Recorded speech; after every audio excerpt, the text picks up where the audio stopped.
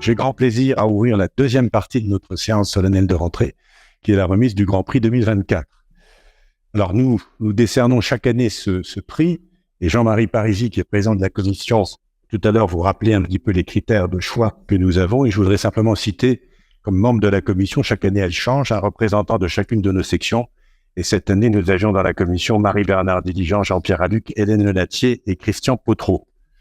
Donc, Madame Catherine Calam, avec qui j'ai organisé cette séance, nous a rejoint, ainsi que Monsieur Jean-Louis Janin d'Avier, et nous avons à côté de lui notre invité surprise, que vous avez sans doute reconnu, et moi je l'espère, qui est Monsieur Franck Ferrand. Voilà. Que nous pouvons applaudir. Alors, Monsieur Ferrand, moi je suis un fidèle auditeur de ses chroniques sur Radio Classique. Vous connaissez aussi les commentaires qu'il fait pour le Tour de France. Il est historien, écrivain, extrêmement occupé. Donc, on est très honoré qu'il soit en Lorraine. Il y est pour venir à cette séance, mais aussi pour une conférence qu'il a donnée juste avant, à Lunéville, dans le cadre justement de toute cette célébration de Richard Mink sur les deux reines, Marie Lexinska et Marie-Antoinette. Bien, il pourra nous dire quelques mots tout à l'heure, et nous avons un petit canevas de déroulement de notre séance. Et je vais donner dans un premier temps la parole à notre président de commission, Jean-Marie Parisi, qui va vous parler des travaux de cette commission. Mesdames, Messieurs, chers consoeurs, chers confrères, le moment est donc venu de remettre le Grand Prix 2024 de l'Académie Lorraine des Sciences, et c'est pour moi un très grand honneur d'en initier la cérémonie. Les 5 membres de la commission, dont je faisais partie, et qui représentaient les 5 sections de l'Académie Lorraine des Sciences, m'en ayant confié la tâche. Je vais rappeler les points fondamentaux du règlement du Grand Prix. Le Grand Prix récompense un ouvrage traitant d'un sujet relatif au Grand Est ou écrit par des auteurs du Grand Est. Et il faut que l'ouvrage soit paru cette année, en 2023 ou au premier trimestre 2024. Une commission composée par les représentants des 5 sections de l'Académie Lorraine des Sciences est chargé de sélectionner 5 ouvrages, un par section, ou moins. Le président de la commission présente ensuite les ouvrages aux membres du conseil d'administration lors de sa réunion du mois de juin. Le conseil d'administration procède alors par vote à bulletin secret pour désigner l'ouvrage qui recevra le prix. Cette année, les 5 sections ont sélectionné 6 ouvrages. Et nous avons appris tardivement le décès de l'auteur de l'un de ces ouvrages, et ce sont donc 5 ouvrages que j'ai présentés, que j'ai eu le plaisir de présenter aux membres du conseil d'administration réunis le 5 juin 2024. Le choix s'est porté sur le livre Richard Mink, architecte des reines, premier architecte des rois. Ce livre a été écrit par un collectif d'auteurs, je vais les citer tous: Florian Audouin, Andrew Brown, décédé malheureusement, Catherine Calam, Norbert Charles de Beaulieu, François Jacob, Jean-Louis Janin d'Avier, Steven Landré, Marc Lechien, Philippe Segui, Yvan T, Emmanuel de Maresquel, avec un préambule de Franck Ferrand et un avant-propos d'Alain Baraton. Permettez-moi de partager avec vous, brièvement, mon ressenti après la lecture de cet ouvrage. S'il est le catalogue d'une magnifique exposition présentée à l'espace muséal de l'hôtel abbatial de Lunéville, il est bien plus qu'un catalogue. C'est un livre d'histoire, avec un grand H, qui nous fait découvrir, certes, la vie de Richard par ses réalisations, à Nancy, au château du duc Stanislas, à Paris, pour sa fille Marie Lexinska, puis pour la fille du duc, bien sûr, puis pour sa fille, la fille de Marie-Antoinette. Non, je raconte. Puis Marie-Antoinette, vous savez qu'elle a très mal fini, comme lui d'ailleurs, notamment au hameau de la reine Marie-Antoinette. Mais cet ouvrage ne se limite pas à une simple chronologie. Non, pas du tout. Avec une méthode thématique. avec des magnifiques illustrations et des photographies des objets exposés. Il nous immerge dans l'intimité de la vie aristocratique et bourgeoise de la Lunéville du XVIIIe siècle, et par là, dans le monde magnifique de l'art et de l'artisanat du siècle des Lumières, période, vous le savez, qui a vu le savoir-faire français, sous toutes ses facettes, atteindre des sommets. Mais il est temps que je laisse la parole à Madame Catherine Calame, attachée de conservation à l'hôtel abbatial de Lunéville, ancienne responsable de l'antenne de l'Université de la culture permanente de Lunéville, ancienne présidente de l'association Saint-Clément, auteur de nombreux ouvrages sur les faïences de Lunévillois, notamment celle de Saint-Clément. Alors, mon cher Jean-Marie, le programme a été bouleversé jusqu'à la dernière minute. Et comme nous avons là, Monsieur Jean-Louis Jeannin Davier, qui est chargé de restauration et de la conservation à l'hôtel abbatial de Lunéville, et Franck Ferrand, je vais leur donner la parole pour... Avec grand plaisir. Puisque Franck Ferrand a fait la préface et Monsieur Jean-Louis Jeannin Davier a présidé à la réalisation de ce livre. Ils vont nous dire quelques mots sur l'ouvrage, et puis ensuite Catherine Calame et quelques auteurs qui sont présents nous donneront leurs sentiments et leur... Vous avez la parole. Appuyez sur le petit bouton, s'il vous plaît. Mesdames, messieurs, en vos titres et fonctions, merci de nous accueillir, mon équipe et moi-même, au sein de votre Académie des sciences. Mais avant tout, je vais laisser la parole à Franck, qui est l'homme qui a accepté d'être à nos côtés pour la création de ce catalogue et qui a bien voulu être à nos côtés aujourd'hui en cette fin de cycle d'exposition à Lunéville, à l'hôtel abbatial, et je reprendrai la parole après. Cet effacement, mon cher Jean-Louis, ne me surprend pas un instant. Monsieur le Président, merci infiniment de votre accueil, mesdames et messieurs, de manière tout à fait improvisée, je dois le dire, mais non moins chaleureuse. Permettez-moi de vous présenter les salutations tout à fait confraternelles de ma propre académie, l'Académie des sciences morales de Versailles et d'Île-de-France, qui a été fondée en 1834, donc un peu après la vôtre, si je ne m'abuse, et qui essaie, de la même façon que vous le faites ici, de faire rayonner la culture de l'Île-de-France depuis Versailles. Alors nous n'avons pas subi ce qu'a subi votre société savante, nous n'avons pas été déracinés, si je puis dire, et nous n'avons pas besoin de trouver, comme vous l'avez fait à Nancy, une terre non seulement d'accueil, mais un terreau fertile. En tout cas, je suis très honoré et très impressionné de m'exprimer devant vous aujourd'hui. Nous allons avoir notre propre séance solennelle de rentrée jeudi prochain. Vous voyez, c'est moi qui m'y colle, avec un propos dont j'espère qu'il n'assommera pas mes chers confrères et consoeurs sur la théorie de l'histoire. Vous voyez que là, nous partons dans des altitudes un peu stratosphériques. Et ça me fait un peu peur d'ailleurs, c'est sans doute la raison pour laquelle je vous en parle. Je suis d'autant plus heureux d'être ici parmi vous, et c'est pour moi une surprise, et c'est une bonne surprise, que l'ouvrage que vous avez eu la très grande sagacité de couronner me paraît être dans son genre, un peu un modèle de ce qu'il faut essayer de faire. J'en parle d'autant plus librement que je n'ai pas fait partie de l'équipe rédactionnelle et que je me suis contenté de fournir in fine une petite préface qu'on a bien voulu présenter comme un préambule, mais qui n'est somme toute qu'un propos qui n'est qu'une pochade. L'ouvrage, en revanche, est profond, il est sérieux, il rayonne dans tous les domaines, me semble-t-il, de l'histoire non seulement architecturale et technique, mais de l'histoire des mentalités. C'est un bel ouvrage qui donne à essayer de comprendre, au-delà du destin singulier de ce personnage qu'a été Richard Micke, qui essaie de comprendre une société en plein questionnement et souvent, disons-le, prise au piège de ses contradictions.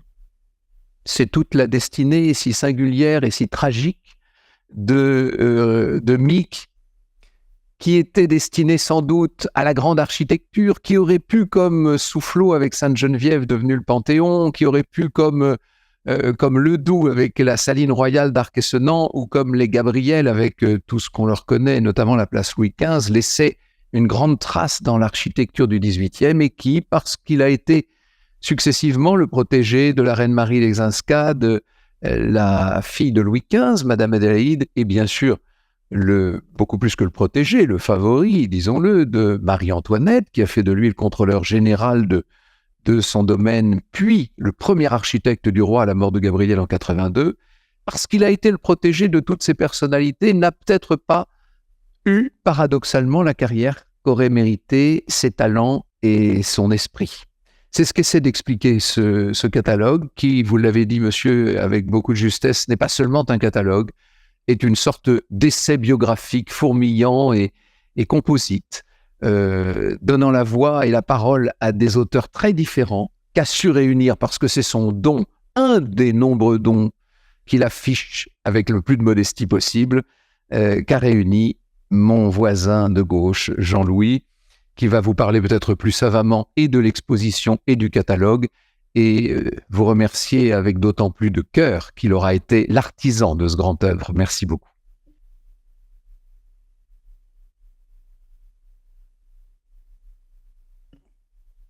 Merci de nouveau à toutes et tous.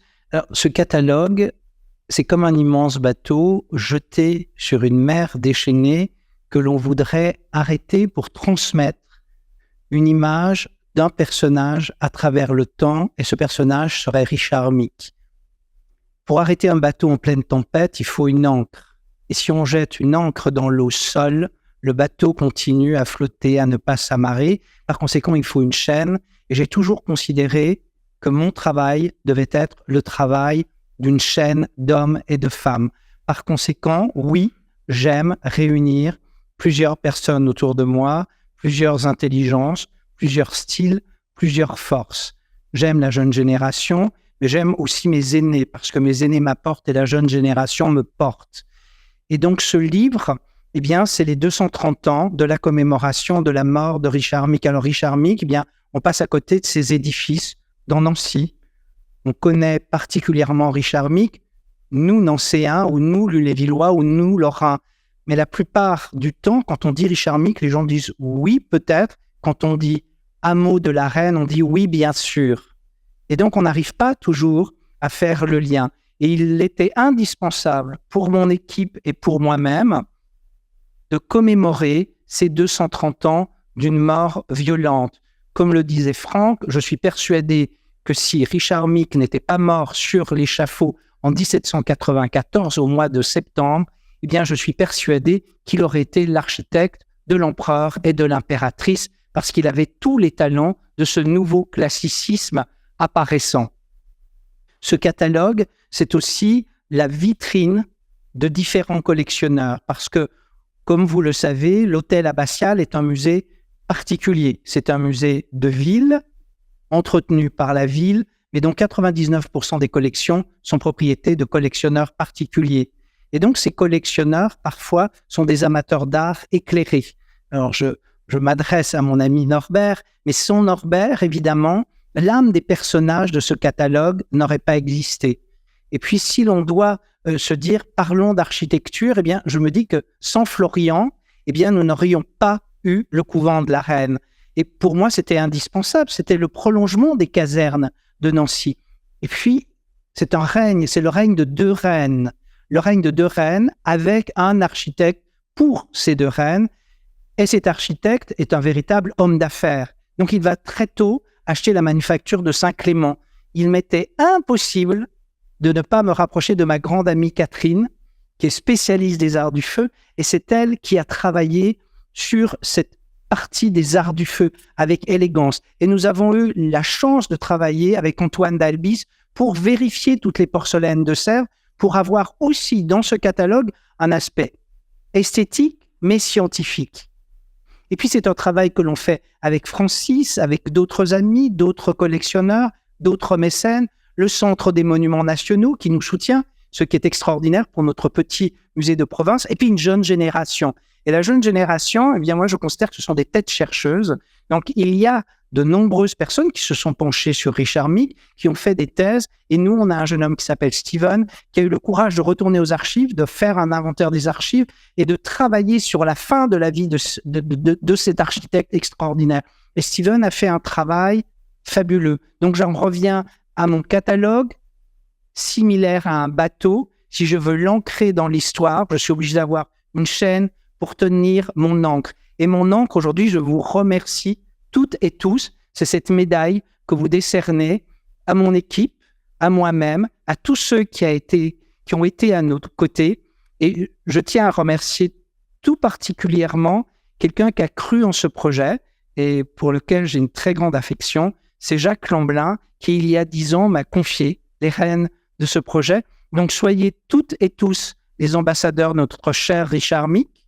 Retournez au hameau, appréciez-le, regardez les portes à Nancy et soyez les ambassadrices et les ambassadeurs du travail d'une équipe plurigénérationnelle dans le premier musée participatif de France. Merci pour l'honneur que vous nous faites, pour cette remise, pour ce prix, pour cette médaille. Et je dédie cette médaille à mon ami Franck parce que j'aime bien les petits clins d'œil. Et mon ami Franck a une fête extraordinaire dans 3 jours. Donc, je voudrais qu'on lui souhaite tous un merveilleux anniversaire. Et petit clin d'œil, cette médaille, puisque j'aime que tout le monde ait la même chose, cette médaille va être installée au cœur de l'hôtel abbatial, dans le hall d'entrée. Et je me suis occupé avec une jeune femme qui travaille à mes côtés on fera un moule et chacun des participants à cet ouvrage aura son diplôme encadré avec la médaille recto verso en plâtre, de telle façon à garder cet honneur qui nous est fait. Merci à toutes et tous. Merci beaucoup et longue vie à Franck Ferrand pour continuer de nous enchanter.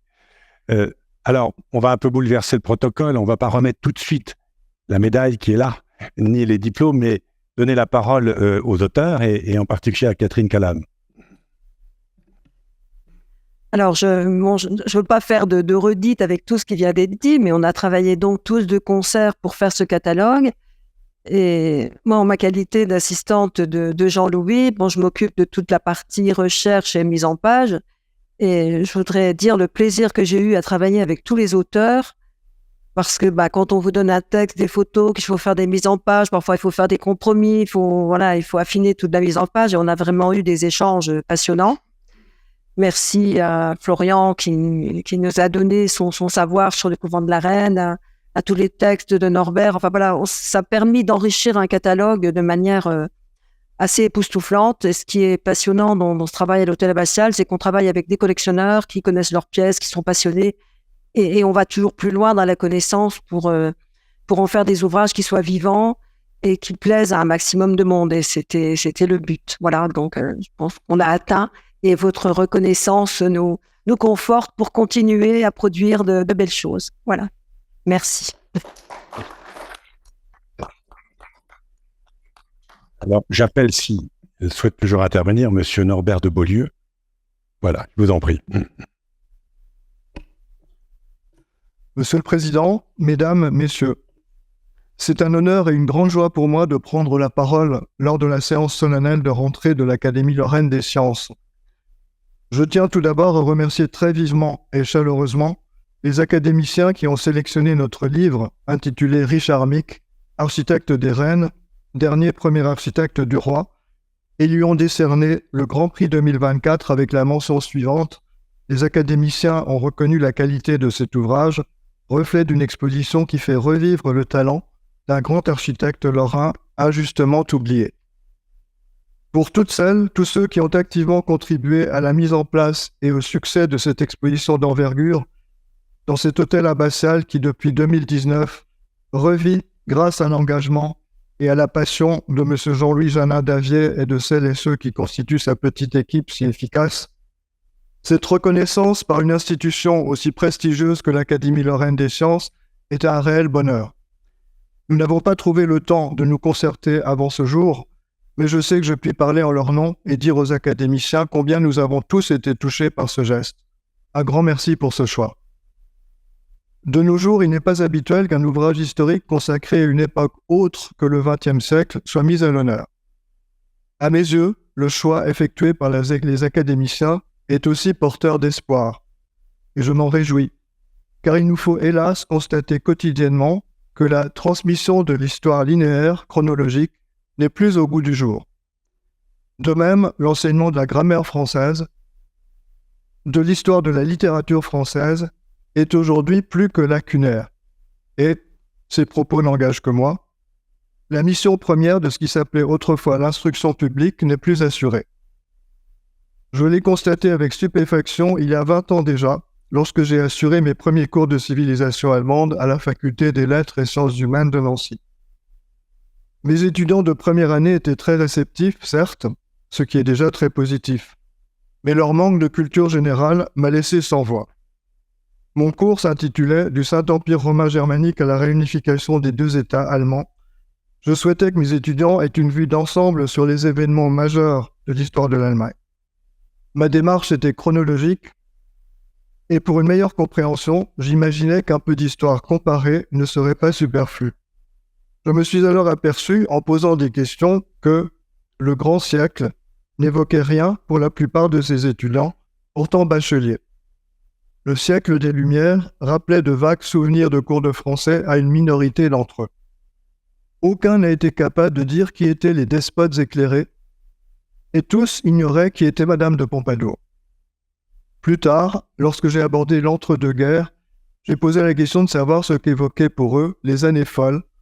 Cela n'a suscité que des regards interrogateurs. Même le nom de Joséphine Baker leur était inconnu.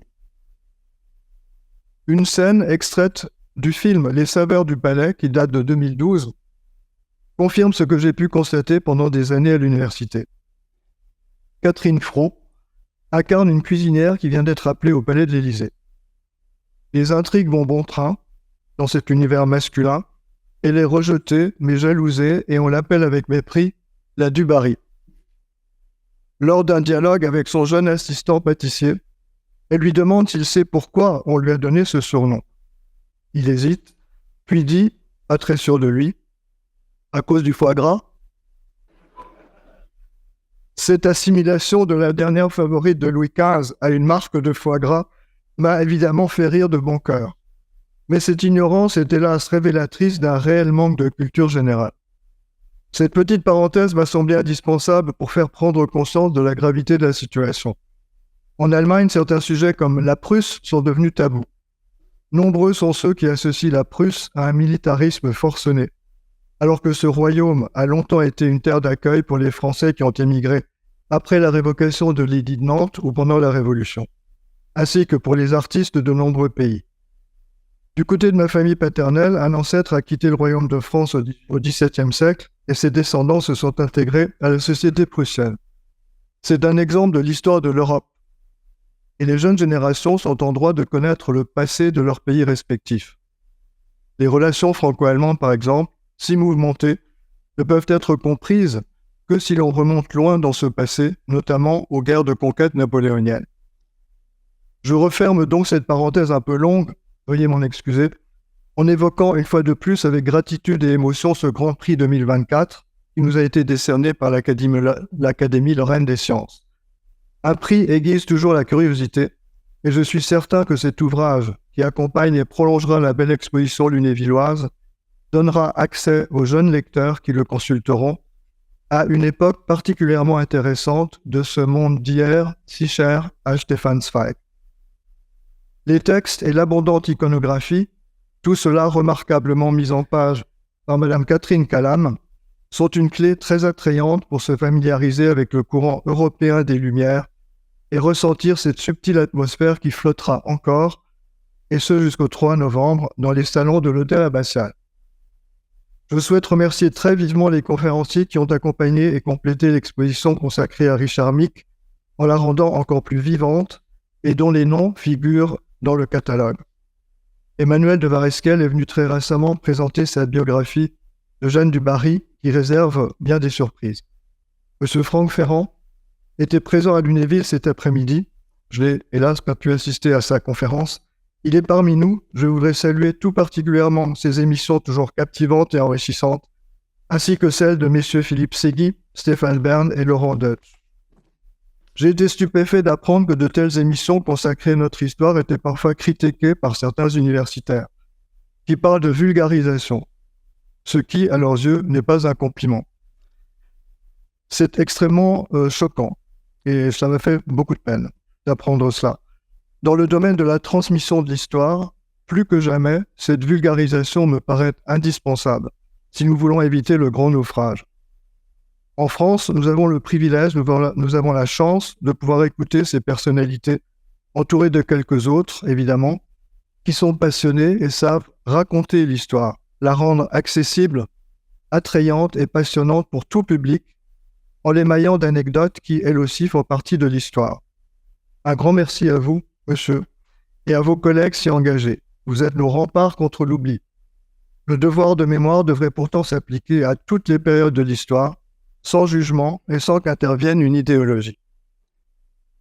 Il y a un superbe film que je souhaiterais mentionner.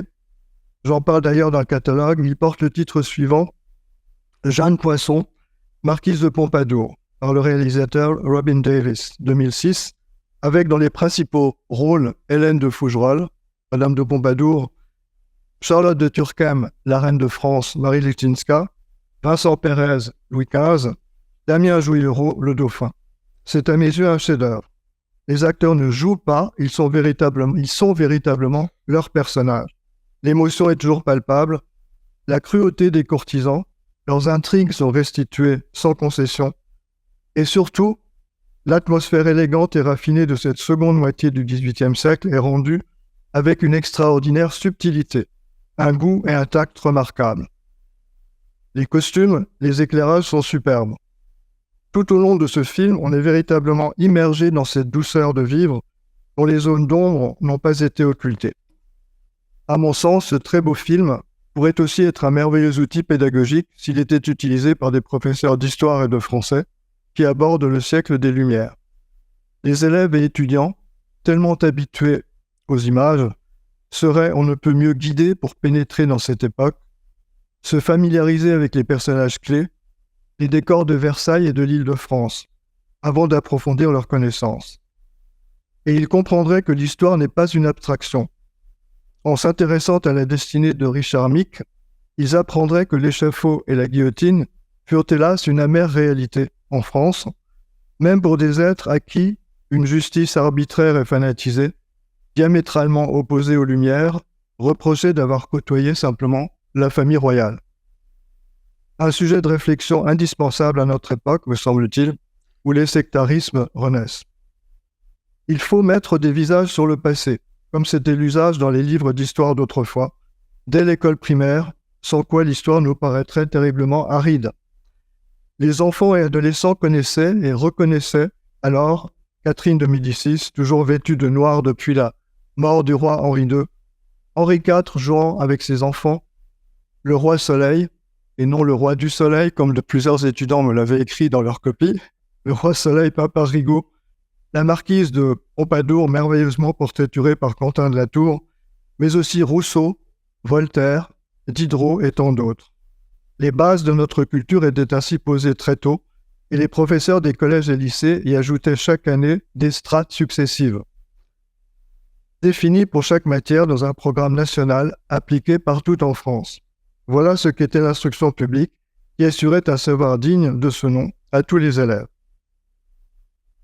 J'ai toujours été fasciné par les portraits anciens, peints, dessinés ou en miniature. Chacun d'eux nous restitue un moment de vie, ce qui est très émouvant. J'ai donc été ravi de pouvoir participer à cette exposition. Une galerie de portraits permet toujours, grâce aux costumes et accessoires de mode, d'entrer dans une époque révolue et de constater, en se concentrant sur les seuls regards, que ceux-ci sont intemporels, simplement humains. C'est ainsi que le premier architecte du roi n'est isolé ni à Lunéville ni au sein du catalogue, mais entouré de plusieurs de ses contemporains, dont il a assurément croisé certains, comme le célèbre et influent banquier et collectionneur Nicolas Beaujon, qui fut pendant une décennie le propriétaire de l'hôtel d'Évreux, l'actuel palais de l'Élysée, précédemment occupé par Madame de Pompadour. Et je voudrais dire aussi très rapidement, je sais que nous n'avons pas beaucoup de temps, nous avons fait 3 merveilleuses découvertes pendant l'élaboration de cette exposition et de ce livre. Un deuxième portrait de Nicolas Beaujon, grâce à une technique utilisée par Madame Calam, superposition de 2 photos transparentes, je ne sais pas comment s'appellent ces diapositives apparemment. Et donc nous avons découvert qu'un tableau anonyme, jusqu'à présent, qui porte dans le catalogue le titre de homme vêtu d'une robe de chambre bleue, était effectivement Beaujon, parce qu'il a l'autre portrait de Beaujon. Donc ça, c'est une merveilleuse découverte. Une autre très belle découverte, un buste de jeune femme daté de mai 1774. Je pensais que c'était... Bon, je ne savais pas du tout à qui l'attribuer. Il est monogrammé FR, mais je ne savais pas qui le représentait. Et lors des séances de photographie avec Jean-Louis Janin-Dagier, tout à coup, Jean-Louis a crié, a clamé « Mais c'est Marie-Antoinette, c'est Marie-Antoinette !» Et effectivement, nous avons fait des recherches par la suite, et il est très vraisemblable qu'il s'agisse d'un portrait de la dauphine, enfin juste à un moment charnière de sa vie, en mai 1774, donc mort de Louis XV, et accession au trône au même moment quasiment, du dauphin Louis et de sa jeune femme Marie-Antoinette qui avait alors 19 ans. Et c'est à ce moment-là que Louis XVI a prononcé ces mots, alors ses premiers mots en tant que monarque, « Mon Dieu, protégez-nous, nous régnons trop jeunes. Guidez-nous, protégez-nous, nous régnons trop jeunes. » Voilà, je termine.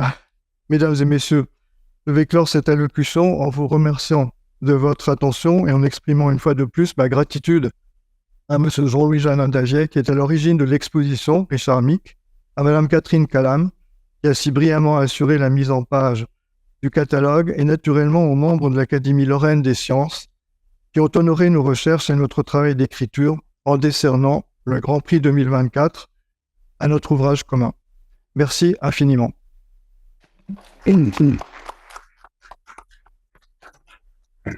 Merci beaucoup, monsieur, pour votre exposé et ces anecdotes qui rejoignent les préoccupations de notre académie.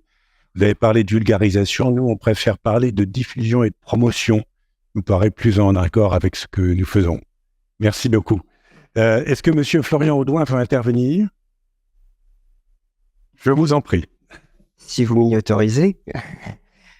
Merci beaucoup, Monsieur le Président. Merci beaucoup, Mesdames et Messieurs les académiciens de l'Académie des sciences de Nancy, de nous accueillir et d'avoir choisi donc cet ouvrage qui peut-être deviendra un ouvrage de référence sur Richard Mick et en lui ayant donné ce Grand Prix 2024.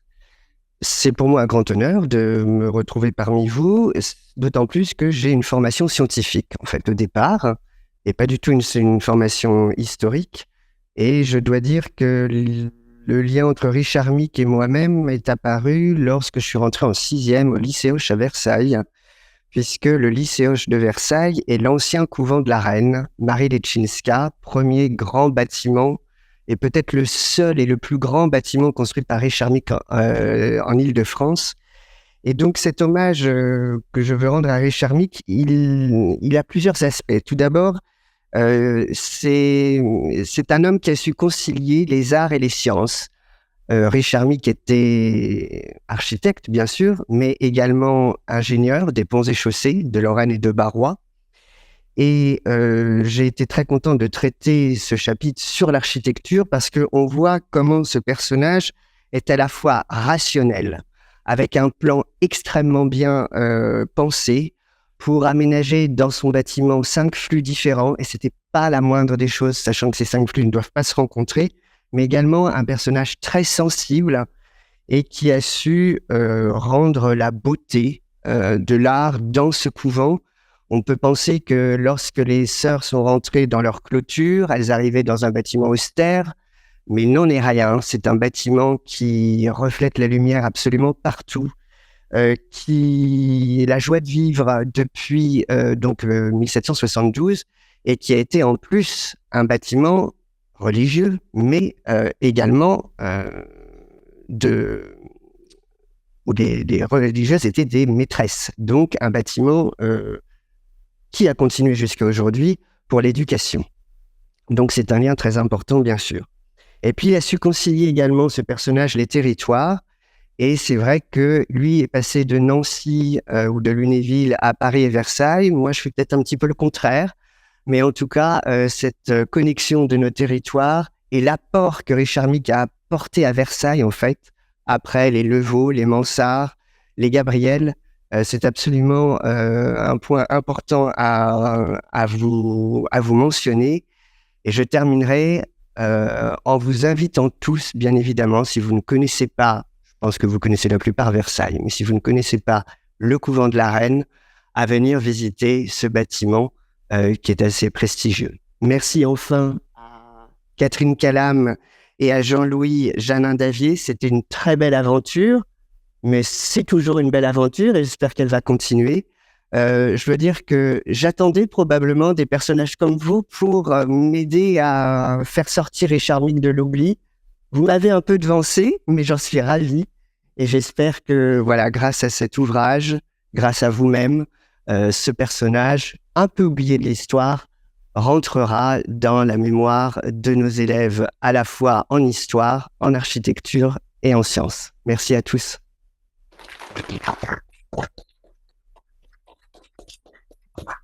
Last but not the least, comme on dit, je donne la parole à Jacques Lamblin.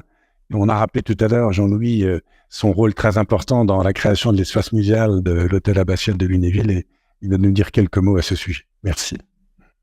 Je vous remercie, Monsieur le Président, de bien vouloir me donner la parole. Mesdames et Messieurs, comme vous venez de le dire, Monsieur le Président, the last but not the least, mon anglais est approximatif, veuillez bien me pardonner. Je suis donc parfaitement conscient d'être le dernier obstacle avant la remise des prix. Donc je vous promets que je ne vais pas être très long. Ce que je veux vous expliquer a de l'importance pour nous, les Lunévillois, mais je vais essayer de rester, disons, synthétique. Alors, c'est vrai que nous avions un espace qui venait de se libérer, c'est-à-dire le presbytère, comme on disait à l'époque, de l'église Saint-Jacques, qui est une église monument historique, particulièrement prestigieuse.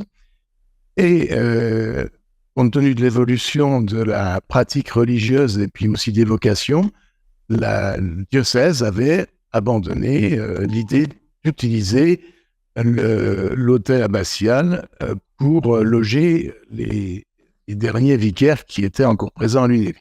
Donc nous avons récupéré, puisque c'est un bien de 1905, comme l'église est un bien qui appartenait à la commune, nous en avons récupéré l'usage. C'était évidemment important pour nous, les élus, puisque j'étais élu à ce moment-là, j'étais maire, c'est à peu près au moment où je suis devenu maire, et nous avons toujours, mon successeur également, le souhait de mettre en valeur le patrimoine de notre ville. En effet, Lunéville est classée site patrimonial remarquable et également ville d'art et d'histoire. Donc ça nous impose des responsabilités, ça nous donne des responsabilités et des devoirs. Donc nous voulions tirer parti de cette belle construction, j'ose à peine employer le mot d'immeuble. Voilà, il fallait faire quelque chose. Et bien entendu, placé comme il était, vu les dispositions qui le constituaient, l'idée d'en faire un espace muséal est une des premières idées qui est venue, d'autant plus que, comme vous le savez, le château de Lunéville avait été victime d'un extrêmement grave incendie quelques années auparavant et qu'il n'y avait plus d'espace muséal municipal. Donc tous les éléments nous amenaient à aller dans cette direction-là. C'était... voilà, l'idée, elle était là, et on avait, parmi le personnel municipal, un homme, monsieur Louis, un homme qui avait, à notre avis, beaucoup de qualités pour imaginer, pour nous aider à constituer un projet qui ait une belle qualité.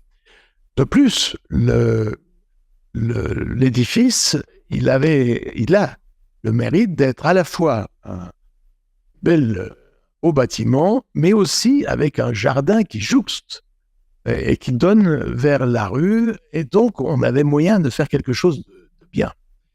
Et vous avez pu apprécier les propos de Jean-Louis Janin-Davier tout à l'heure, et on a progressivement fait évoluer la réflexion autour du projet pour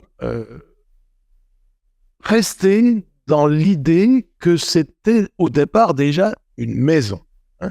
C'est pas un endroit où on recevait forcément beaucoup de monde, mais en revanche, c'est un endroit où on habitait. Donc l'idée, c'était de faire de cet espace muséal une maison où on a de conserver cette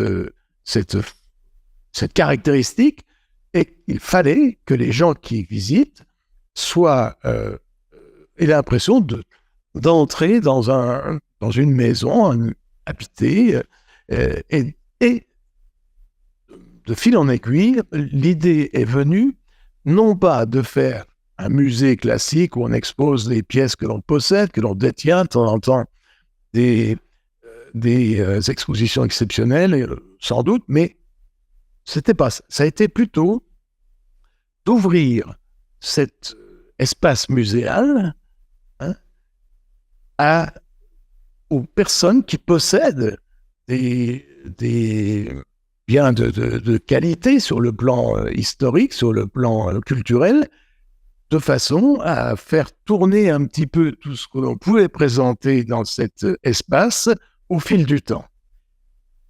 C'est exactement ce qui s'est passé. Là, je dois dire que Jean-Louis Janin-Davier, qui a qui a été porteur de cette idée, disons-le clairement, et qui avait la ressource pour l'alimenter, cette idée, eh bien, on a fait le travail nécessaire pour que l'hôtel abbatial soit accueillant, de belle qualité, et pour en exploiter toutes les ressources, tout en conservant, je le répète, son côté cosy, son côté espace où l'on vit. Et au final, on voit bien, d'ailleurs quand on fait la visite telle qu'on peut la voir aujourd'hui, on voit bien que cette volonté d'ouvrir aux collectionneurs un maximum, elle a eu un bon accueil, elle a été bien accueillie, et je crois que les collections qui sont présentées, celles que l'on peut visiter en ce moment, mais celles que l'on a déjà visitées, et je l'espère celles que l'on visitera plus tard, sont variées, riches, parce que les collectionneurs ont compris qu'il y avait moyen de faire connaître ce qu'ils sont fiers d'avoir pu préserver, de le faire découvrir, de le mettre en valeur, et donc on est dans un système un petit peu gagnant-gagnant, si j'ose dire, et ça permet de mettre en valeur de façon assez, je dirais, pas terre à terre, mais de façon simple, hein, de mettre en valeur le patrimoine extrêmement riche qui existe chez beaucoup de personnes privées. Bon, c'est pas seulement en Lorraine, mais puisque les recrutements de prêteurs que tu as pu développer sont absolument fabuleux, hein, et même aujourd'hui, les personnes qui possèdent quelques petits éléments particulièrement précieux, dont ils ont hérité de génération en génération, eh bien, sont prêts, ou voire nous sollicitent pour éventuellement, lorsque l'occasion se présente et puis que ça va dans le contexte, mettre à notre disposition des éléments, des pièces. En d'autres termes, et ce sera ma conclusion, cet espace muséal, cet hôtel abbatial, c'est un espace muséal, de tous, par tous et pour tous. Je vous laisse la parole pour être.